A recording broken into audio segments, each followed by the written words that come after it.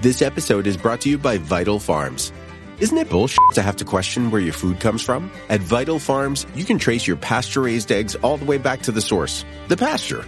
On the side of each pasture-raised carton of eggs, you'll find the name of the farm where your eggs were laid. And when you look the farm up on their website, you'll get a peek at all the sunshine, fresh air, and open space the hens enjoy. Learn more and find out where to buy them at vitalfarms.com. Vital Farms, keeping it bullshit-free. Welcome to the HCI family of podcasts. We're your source for personal, professional, and organizational growth and development. We share our own original research, explore industry trends, and interview executives and thought leaders from across the globe. Join us for practitioner-oriented content around all things leadership, HR, talent management, organizational development, and change management. Maximize your personal and organizational potential with the HCI family of podcasts.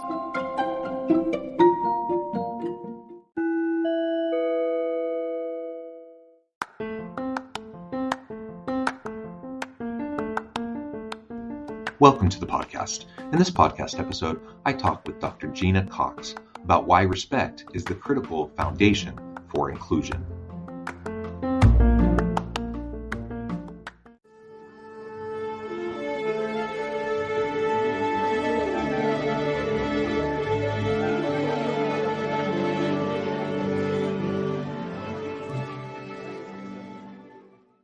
Dr. Gena Cox, welcome to the conversation today. Oh, it's really a pleasure to be with you, John. It is a pleasure. You're joining us from Florida. I'm south of Salt Lake City in Utah. And today we're going to be talking about diversity, equity, inclusion, and belonging. And we're going to hone in on the idea of respect and the role that respect plays as a critical foundation for inclusion work. As we get started, I wanted to share Dr. Cox's bio with everybody. Dr. Gena Cox is CEO of Feels Human LLC and is an organizational psychologist and executive coach who helps leaders optimize their impact and influence, make career pivots, and build inclusive, respect to lead organizations. She is the author of Leading Inclusion, an award-winning guidebook that shows how to counter the typical disappointing outcomes from diversity, equity, and inclusion work. Her TED Talk, Yes and Careers, encourages an exploratory approach to building a purposeful career. She is a prominent voice on human-centered leadership, helping leaders see that inclusion tops diversity and must be powered by respect at the center. I love everything about that. Gena, anything you would like to highlight by way of your background or personal context before we dive on in?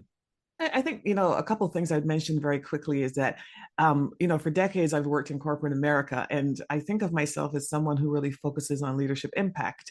And for all of those years, one of the things that I often use as the source of the data that helped me guide leaders as I was advising them was employee opinion survey data. And so I think about these issues through the lens of someone who's heavily steeped in the language and the issues that pertain to leadership effectiveness, employee opinions, employee engagement, and so on. And over those years, this conversation about DE&I has always sort of been in a box. In fact, it isn't a topic that I consulted to or advised my clients about in that sort of way that I talk about it today, a much more expansive way, because people tended to see it as sort of a sliver of something, not a core issue. And so if there's one thing I want listeners to think about, it is that, you can't call yourself an effective leader unless you are really able to lead, 100% of the people who you might hire or who report to you. So my background as a psychologist is really pertinent to the conversation because that's the lens that I bring to everything. And one other thing I would mention is that I'm an immigrant to the United States. I came to the country when I was about 20 years old. And strangely, I can see myself sometimes looking down on my experiences, sort of watching everything along that journey, which I think has given me a particular lens and certainly a long-standing way of sort of thinking about these issues from the outsider's perspective. Yeah. Well, thank you for that additional background and context. I think that's wonderful. I'm really excited to dig into this, and I appreciate you taking time out of your busy day to share your experience and your expertise. Let's start by just framing out the traditional DEI, some add the belonging piece onto that, DEIB conversation. What do you feel is missing there? I mean, it's gained traction in recent years, which I think is a good thing. I think more organizations are paying attention to DEI stuff than perhaps were even a decade ago. But we also are in a really polarized world right now, politically, socially, right? It's a difficult arena to play in. And certainly it can be messy. So what do you think organizations and leaders are currently missing in the DEI conversations, despite perhaps their best efforts or best intentions? Oh, absolutely. I do think there has been more effort and I do see progress. So I'm an eternal optimist. And so I'm sitting here, even in this environment that is quite disruptive and disrupted and doesn't feel comfortable. I am sitting from a position where I believe things are going to get better, are getting better. It's too slow, but good intentions and all that. But what is missing from the conversation, I think, is that, first of all, I think leaders need to recognize that inclusion tops diversity. And so what I noticed in the last 3 years, as more leaders got involved in this conversation, is that there was a headlong rush to hire more people from underrepresented groups. Not a negative thing, but there's a but, which I will explain. And then there was this dive into implicit bias training. And the diversity focus, the focus on representation, while it's important for leaders to understand that and to get it right and to do better, it tended to take over the conversation when the reality is that no matter how many people from underrepresented groups you hire, if you don't have a foundation of inclusion, they're not going to stay in the organization. Yeah. So one thing that leaders are missing is that, bringing people into the organization where an organization that isn't ready for them feels like being the 11th person at a dinner party. You come in and you're like, where's my chair? Where's my fork? Where's my spoon? And you blame the host, your manager, your leader, your organization. Why didn't you take care of me? So that's one thing. But the core issue, the core thing that's missing is a focus on respect as a value that can be used as an organizing principle to help all employees in an organization know how to behave in dealing with one another, their managers, and their customers. Yeah, well said. I often talk, whether it's students at the university or individuals in an organization through coaching or a training session that I do, I often talk about the importance of just the foundational component of mutual accountability and trust, and always showing everyone around you dignity and respect, just treating people with dignity and respect. When you do those two things, mutual accountability and trust and dignity and respect as founding core principles, and you build other efforts around those, a lot of, at least the low-hanging fruit stuff, will take care of itself, and you'll have a better framework for them crafting the systems, the policies, practices, and procedures around this inclusive type of a culture and environment that you talk about. When we talk about inclusion or belonging culture, it's not just about having a diverse group of people around the table. It's helping everyone feel needed, wanted, valued, that they can bring their whole authentic self to the workplace, and they can contribute in meaningful ways each and every day. That's for everybody. So if you come from a marginalized group, a disadvantaged group of some sort, certainly that's for you, so that you feel safe and you feel included and you feel like you have an opportunity to really be a part of the team and contribute in meaningful ways. But it's for everybody. Like, that's, if you build on this foundation of respect that then builds trust, it benefits everybody. The rising tide lifts all ships, right? Yeah, absolutely. And, from my perspective, respect is an underattended to and undervalued variable in that equation, because truthfully, respect is the number one thing that employees say, or disrespect. It's typically cited as the number one reason why employees choose to leave a particular manager or organization. And for those employees who feel that they are respected, there's a real, payoff in terms of employee engagement and satisfaction and collaboration and so on. So there's a big upside to the respect thing. The other thing is, of course, that respect precedes trust. You can't build trust until you are respected. And it tends to be the calculus, the determination as to whether I personally feel respected tends to be an assessment that happens very rapidly. Whereas trust is sort of more of a long game. You build it over time.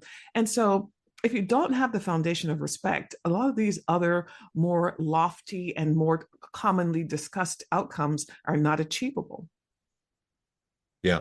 Yeah. And you've already mentioned inclusion. I've mentioned belonging. You've mentioned respect. Why do you feel like with the movement towards this focus on inclusion and belonging, why do you feel like moving towards respect as a focus is a better approach? Well, it's a better approach because, first of all, I think we have some sort of a PR problem with the DEI acronym. Not that there is anything wrong with what those individual letters mean, D for diversity, E for equity, and I for inclusion, but I don't think people necessarily understand them. I also think that certain individuals have done a very, very good job of turning those positives into negatives. And because employees never understood the terms, never had any skin in the game anyway, nobody's really fighting for them. So just from a practical level, I see value in talking about something that really is very important, but hasn't been handled that way and is a universally valued outcome. I think every employee in the world desires respect, and it gets talked about very quickly. The other thing that's really interesting to me, though, about respect and somewhat unique is that respect is the specific outcome that employees from underrepresented groups say that they seek. They don't say they seek equity first. They don't say they seek inclusion first. They always say respect, because if you look at the literature from the psychological science, what you will discover is that a majority group members' definition of respect and the definition of respect from minoritized people are different. They're not the same thing. And so you find these situations where people leave organizations and they resign and they say to their manager, I'm leaving because I felt disrespected. And the manager goes, what are you talking about? I didn't mean anything. I didn't do anything. And then they say, well, what did I do? And the person tells a story and then they still don't get it. Part of that is because their definitions of respect are different. The second is that people from minoritized groups tend to be on alert. They tend to be much more attentive to this outcome, this respect outcome. And furthermore, data suggests that majority group members focus on being liked and interpersonal niceties, but in people from underrepresented groups, when they talk about respect, they're talking about a much broader concept that includes not just the interpersonal niceties, but also being heard and being valued. Yeah, well said. And maybe this gets into my next question, but as we define respect, you mentioned it does mean something different to different people. That's first and foremost important to recognize and to remember. You just outlined some of those differences that might be manifest, from someone like me. I have a lot of layers of privilege. I'm a straight cisgender white dude versus someone who might have layers of disadvantage due to marginalized groups or that they might come from.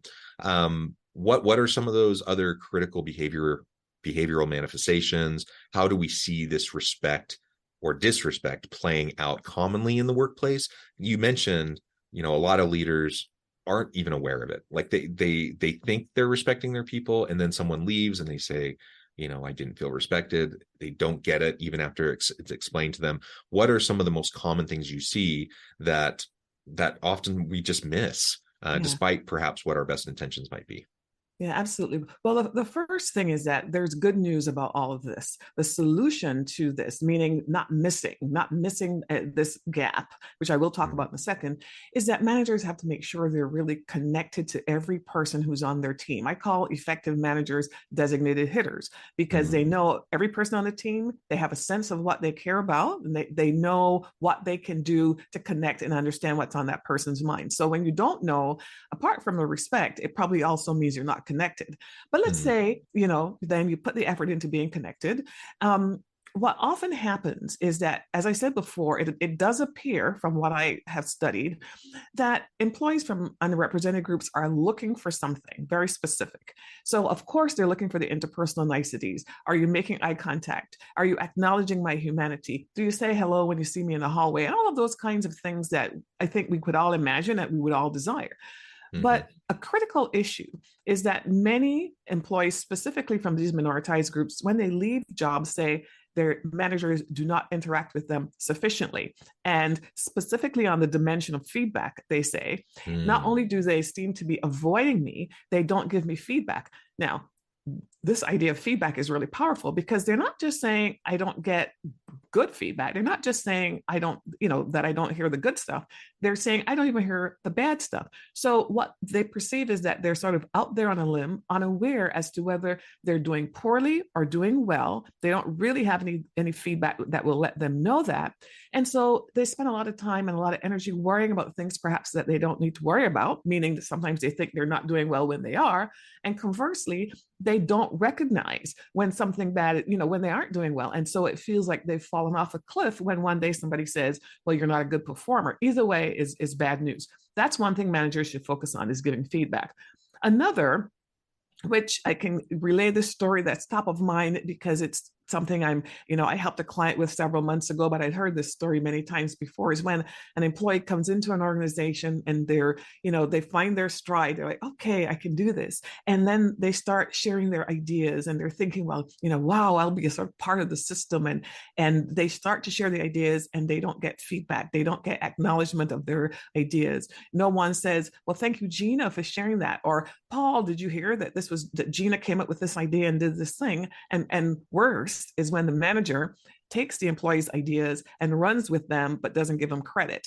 Now, this can happen to any employee, regardless of who they look like, what they look like. And so I'm not suggesting that these things only happen to underrepresented employees, but I am saying that for that group, their expectations of this kind of positive reinforcement, or the need for it, is very, very strong. And so they are very attentive when they don't get it. That leads to sort of a spiral of high expectations not met, and then sort of this downward thing unless something comes along. So there's that. Another thing I would say, John, about sort of the practical manifestation of respect is that often what I hear directly from employees that, people that I've coached and so on, is that there is this sense that I'm good enough for certain things, or I'm given exposure to certain kinds of things, but I don't get the high visibility roles. I don't get to be directly in front of the customer, but I could be on the phone call for the, behind the scenes kinds of work. And when the opportunities are doled out that would provide me maybe, opportunities to be in the parts of the business that generate revenue or where the product is created, I never even know that these opportunities exist. So even something as simple as making sure that all opportunities are clearly communicated is an element that can be put into the broad category of respect. Yeah, I think that's fantastic. Like, we just need to allow everyone on the team to contribute in these various ways. And sometimes, and again, I don't think it's always a nefarious thing in the mind of a Right. a leader saying, I want to exclude one person. I want agree. to, but some of it's implicit bias. Sometimes it's just, you kind of have your go-to people, the people the people you're comfortable with. You're like, they're my go-to person. I'm just going to put them on this important call. I'm going to put them on this important project. And that in and of itself is a fallacy from a leadership perspective, regardless of whether we're talking about DEI stuff, just from a general respect standpoint. Like, that's a big problem. And that's a common problem that I think a lot of leaders fall into. So I think that's super important. And the feedback piece, I really appreciate you honing in on that. We know that people need feedback to grow and develop. They want feedback, especially, you were talking about minoritized groups in particular, but I was also thinking, as you were talking about that, about younger millennials or Gen Z workers.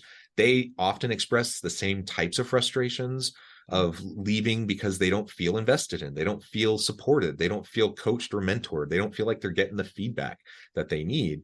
And a lot of leaders, when they hear that, they're just like, oh, these entitled people, what do they think? I'm just going to sit around all day and try to give them feedback? I'm like, well, yeah, I mean, that's your job. You're a leader. You're supposed to coach and mentor and provide feedback. But it is a different mindset, I think, between, perhaps an older generation of straight white men like myself versus younger generations or those from disadvantaged groups or whatever. Like, they just tend to have a different mindset around these things. And we need to be aware of that. And, I tell my students all the time, like, one of the most important things you can do as a leader, regardless of your formal role or title, regardless of the industry you're in, you need to invest into the development of your people and help them maximize their potential. That's your job as a leader. Not to do all the work yourself, not to micromanage people, but you accomplish things not because of you. You accomplish things through your people who do great stuff. And that happens as you support them and as you invest in them and as you coach them and mentor them and provide feedback. And for this DEIB and respect conversation, yeah, that is such an important, essential component that I think a lot of times just gets missed. Yeah. Oh, I absolutely agree with everything that you just said, John. And, I often talk about this whole idea that when you're a manager, you ought to wake up in the mornings and assume that you have a dartboard in the middle of your forehead. In the sense that for the people that report to you, I don't mean that in a negative way. I mean that in the sense that you are it. They're focused on you, which is one of the reasons why when people go home and talk about their jobs, they talk about their manager and they talk about, does this person wear black shoes or brown shoes? Do they like gold jewelry or silver jewelry? They know a lot about you just from observation because they are so attentive to you. You are it. You're the designated hitter.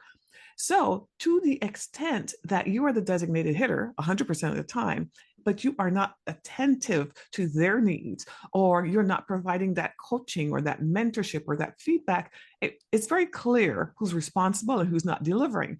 And I only say that to remind everyone that in many ways, I think a lot of these relationships break down when the employee feels disappointed in that. Mm-hmm. And so organizations have got to make sure, I putting this burden on managers, but I do think organizations have got to make sure they create a culture and in which managers have space to develop their leadership skills so that they can then understand how to be effective managers. In other words, I say, managers, this is what you need to do. I hold organizations responsible for enabling them to do it. Yeah, well said. Gena, this has just been a really fun conversation. I know at the time I'm going to need to let you go here in just a few minutes, but before we wrap things up for today, I wanted to give you a chance to share with the audience how they can connect with you, find out more about your work, your team, and then give us a final word on the topic for today.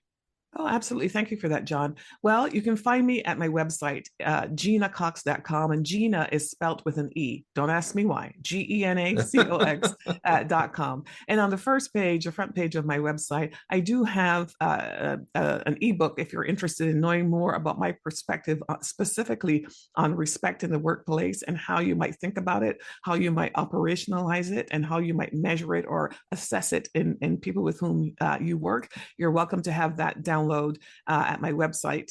And you can find me on LinkedIn. I'm fairly active there. I enjoy talking to people who share their ideas with me and vice versa. So we can meet there as well.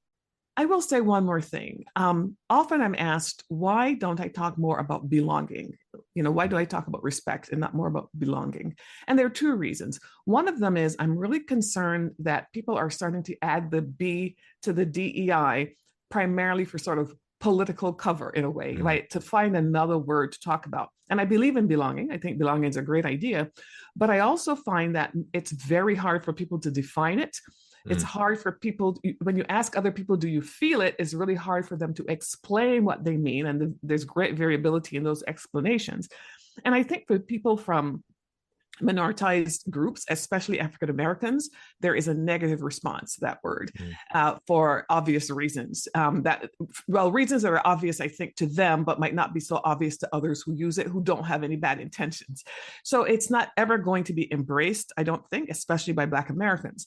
And as I said before, just based on the psychological science, respect is the core outcome that if you drive to it and measure to it, will deliver all of these other outcomes that we desire. Yeah, wonderful. Gena, thank you so much. It's been a real pleasure. I encourage the audience to reach out, get connected, find out more about what Gena can do for you. Check out her books, check out her resources. And as always, I hope everyone can stay healthy and safe, that you can find meaning and purpose at work each and every day. And I hope you all have a great week.